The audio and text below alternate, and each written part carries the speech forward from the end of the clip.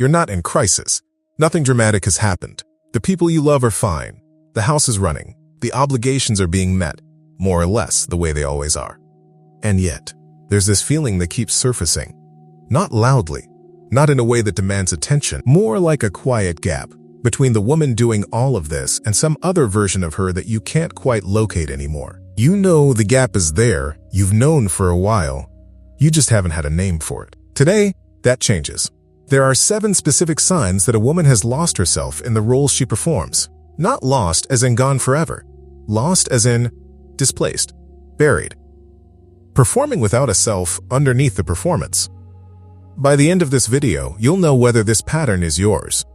And more importantly, you'll know that what you've been feeling is not a personal failing. It is the predictable result of something very specific. And that distinction matters more than it might sound right now. But first, let's talk about how this actually happens. It doesn't happen in one moment. There's no single decision, no dramatic turning point where a woman looks at her life and thinks, I'm going to stop being a person now. It happens in increments, a preference set aside because this wasn't the right moment, a desire quietly shelved because someone else needed something more urgently, an opinion softened because the argument wasn't worth it.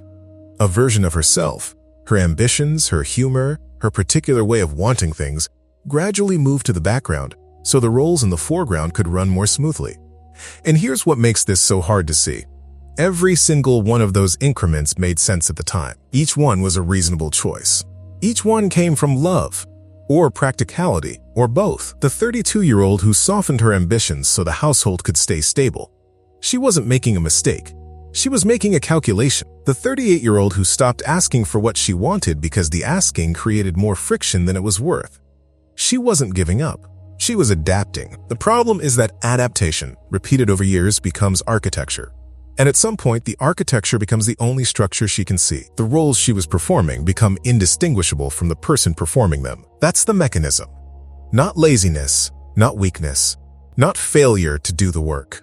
Just the quiet, incremental displacement of a self that kept moving to make room for everything else. The 7 signs are what that displacement looks like from the inside. So let's start with the first one. You can tell anyone exactly what they need, and you genuinely don't know what you need. Not in the self-care sense. Not, I don't know what to order for dinner. Deeper than that. If someone sat down across from you right now and asked, with full sincerity, what do you need? Not your family, not your relationship, not your work. What you specifically need right now. There would be a silence where the answer should be. You've become so fluent in other people's needs that your own have gone quiet. Not because they disappeared, because they stopped being asked about often enough to stay articulate. Which brings us to the second sign. You feel a low-grade guilt for wanting anything for yourself, even things that cost nothing. An hour alone, a conversation that's actually about you, a decision made purely on the basis of what you want, with no secondary justification, no, it'll be good for everyone. The wanting itself feels vaguely wrong, like something you're supposed to have grown past. And when the wanting surfaces anyway, the guilt follows it so automatically that you barely notice the two arriving together anymore. The third sign is more subtle. You perform contentment so well that sometimes you convince yourself. There are moments, good moments, real ones, where everything around you is genuinely fine, and you smile and you mean it, and life is okay. And then later, alone, the gap surfaces again. Not because the good moments were fake, but because performing a role well is not the same as living a life that's yours. She can do both simultaneously. And the exhaustion that comes from not knowing which one she's doing at any given moment is its own particular kind of tired. Sign 4. Your interests feel borrowed. Think about the things you describe as yours right now. Your hobbies, your preferences, your interests. How many of them grew organically from something you genuinely wanted? And how many accumulated around the edges of what everyone else needed? This isn't about blame. It's about noticing. When the children had activities, you became someone who knew about those activities. When the household needed someone who handled logistics, you became that person. When the relationship required you to care about certain things, you learned to care about them. None of that is wrong. But at some point, a woman can look at her life and realize that almost everything in it was shaped by someone else's gravity. That her orbit has been entirely organized around other centers, and she can't quite remember where her own center was. Now we move into the deeper territory. Sign 5. You feel anger that has no clear target, and the anger scares you more than whatever caused it. This one is important. The anger in midlife that a lot of women describe isn't sharp and directed. It's diffuse. It rises without a specific trigger. It lands on the nearest person or situation and then immediately triggers guilt because the nearest person doesn't deserve it. And so it gets pressed back down, managed, smoothed over, apologized for. What nobody tells her is that diffuse, targetless anger is almost always compressed grief, an unmet need that has run out of places to go. It's not a character flaw. It's not perimenopause making her irrational. It is her system telling her, in the only language left to it, that something real has been accumulating and it needs to be acknowledged. It's not a symptom, it's information. Sign 6. You've stopped knowing what you find interesting, separate from what you're supposed to find interesting. There's a specific version of this that women describe around 43, 45, 48. They'll pick something up, a book, a project, an idea, something that genuinely engaged them once, and they'll sit with it and feel nothing. Not depression, exactly. More like the frequency that used to receive that signal has gone quiet, and they don't know if the signal stopped or if they stopped being able to receive it. What's actually happening in most cases, the years of orienting exclusively around others, needs have gradually atrophied the internal channel that registers, I find this genuinely interesting. It went quiet from disuse, which means it can come back. But first, it has to be named as a loss, not a phase, not fatigue, a specific thing that happened, with a mechanism and a name. And finally, the deepest sign. When someone asks what you want for your life, your answer is entirely organized around other people. This is the deepest sign, and the most important one. Not what do you want for dinner? What do you want for your life, for the next chapter? For yourself. And the answer, if she's honest, comes out in the shape of her roles. I want my kids to be settled. I want my marriage to be better. I want things to be easier for everyone. These are real wants. They're not invalid. But they are all organized around someone else as the center. The woman at the center of her own answer. The one who wants something for herself. Full stop.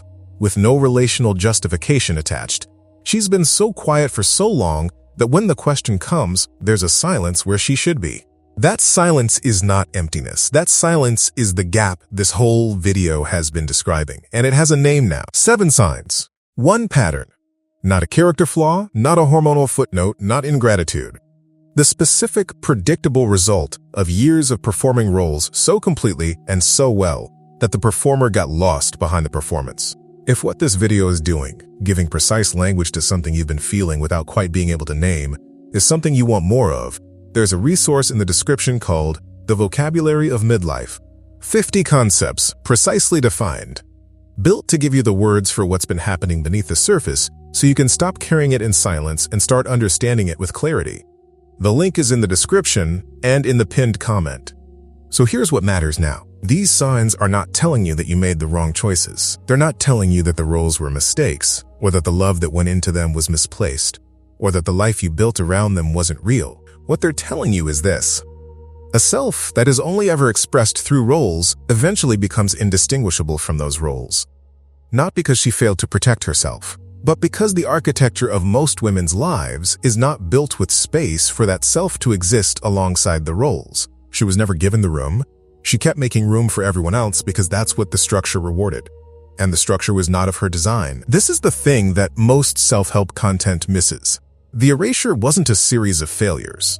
It was a series of logical adaptations to a system organized around her self-erasure. She did what worked. She did what was asked of her. She did what love looks like inside that structure. And somewhere in the middle of doing all of that, she moved to the background. The question she almost never lets herself finish, but who am I outside of all of this, is not a dangerous question. It only feels dangerous because she's been trained to mistake self-knowledge for selfishness. They are not the same thing. Knowing who you are is not the same as abandoning what you've built. It is, in fact, the only way to stop performing it and start actually living it. The signs you recognize today? They're not a verdict. They're a beginning. The woman underneath all the roles isn't gone. She's been quiet because no one kept asking about her. Starting to ask again. That's the first movement. Not a plan. Not a transformation, just a direction. If today gave you a few words for something you've been carrying for years, and you want language that goes further, the link in the description is the next step. It's there when you're ready. Which of these 7 signs landed hardest for you, and how long have you been carrying it without a name for it? So here's what to leave with today. Not a plan. Not a list of things to do differently starting tomorrow. Just this. The gap you've been feeling, the one between the woman doing all of it and the woman who used to know what she wanted, is not a problem with your gratitude. It's not a midlife cliché. It's not a hormonal footnote. It is the entirely logical result of years of performing roles so well that the performance became the only thing visible. She didn't disappear overnight. She disappeared in increments. Each increment was reasonable. Each one made sense at the time. That's what makes it so hard to see, and that's exactly why it took this long to name it. But here's what's also true about increments. What disappears in them can be found the same way. One name at a time. One question allowed to finish. One moment of recognizing the gap for what it actually is. Not emptiness, not ingratitude, not proof that something is wrong with you. Information. And information, unlike shame, can be worked with. The woman underneath all of those roles has not been replaced. She's been waiting. And the fact that you're here, that you clicked on a video at whatever hour this is because a title said something you almost said to yourself once, that's not nothing. That's her. Still there, still asking,